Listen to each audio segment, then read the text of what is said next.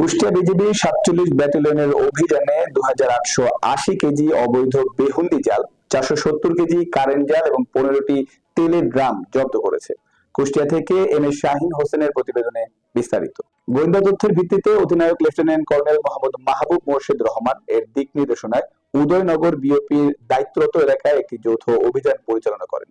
সহকারী কমিশনার ভূমি ও executive magistrate Daulatpur, মৎস্য অফিসার দৌলতপুর এবং সহকারী পরিচালক মোহাম্মদ জাকিরুল ইসলাম, ভারপ্রাপ্ত কোয়ার্টার মাস্টার কুষ্টিয়া ব্যাটালিয়নের নেতৃত্বে বিজিবি ও আনসার সদস্যদের সমন্বয়ে ২,৮৮০ কেজি অবৈধ বেহুন্দি জাল এবং ১৫টি তেলের ড্রাম জব্দ করা হয়।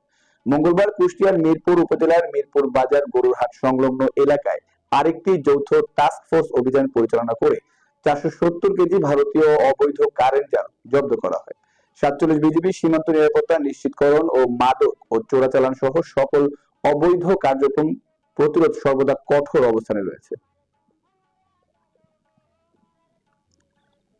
এই অভিযান বিজিবির মাদক ও চোরাচালান বিরোধী জিরো টলারেন্স নীতির একটি সফল বাস্তবায়ন। ভবিষ্যতেও বিজিবি এই ধরনের অপরাধ দমনে কঠোর এবং কার্যকর ব্যবস্থা গ্রহণ